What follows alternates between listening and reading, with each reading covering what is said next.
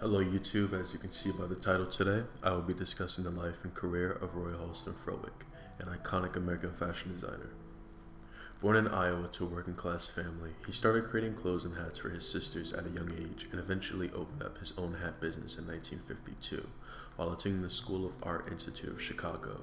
Later, in 1957, he opened up a store on the Magnificent Mile in Chicago. It was during this time he started going by his middle name professionally. In that same year, he moved to New York City to work for maligner Lily Daché. His talents were apparent as he worked his way up to co-designer at Daché in under only a year.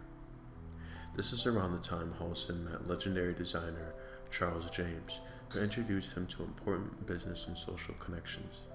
Soon, he left Daché to become the head maligner at the luxury retail store Bergdorf Goodman, where he would begin to design for clients of an even higher social status, eventually leading to Halston designing the pillbox hat for Jackie Kennedy to be worn at her husband's inauguration. This moment launched Halston's name and the pillbox hat into unseen heights. In 1966, while still working in Bergdorf, Halston launched his first ready-to-wear collection. 2 years later, financed by millionaire Estelle Marsh, he would open his first boutique on Madison Avenue in New York City, where he showed a collection of 25 pieces. And the next morning, former Vogue editor and International Best Dressed Hall of Fame inductee Babe Paley was waiting by his front door to have a pantsuit made to order. Halston's designs were simple, movable, and minimalist.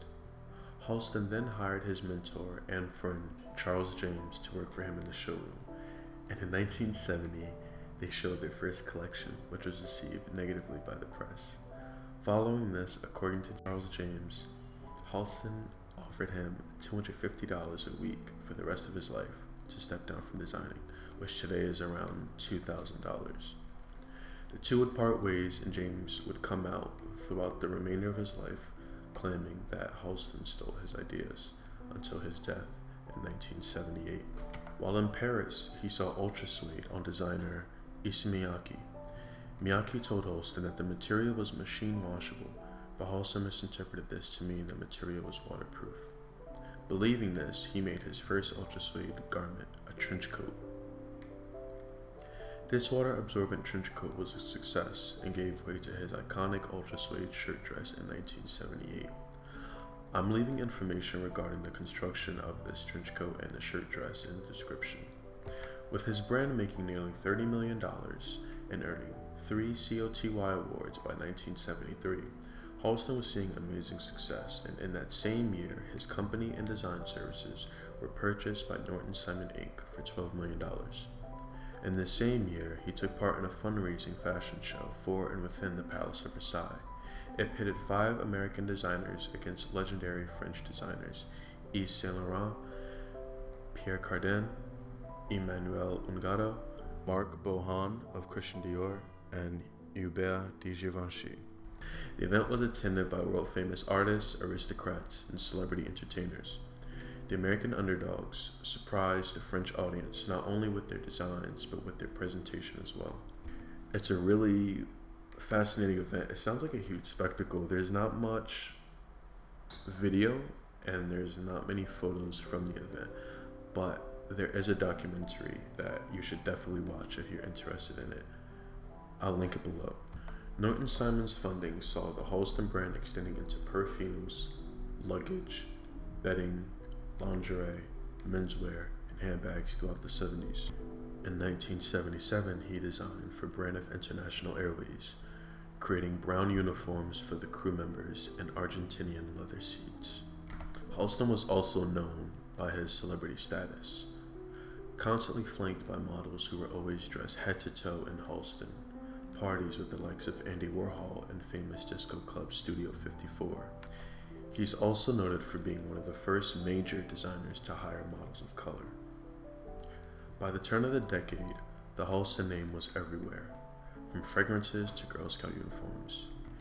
This culminated in Halston and Norton Simon Inc. signing a $1 billion deal with retailer JCPenney in 1983, launching an affordable Halston line called Halston 3. This deal was unprecedented and marked the downfall of the Halston name. Not only was the collection received poorly, but Halston's established clientele thought that it cheapened the brand and made the name no longer exclusive. And Halston's ready-to-wear line was dropped from Bergdorf Goodman, the retailer where he earned his start.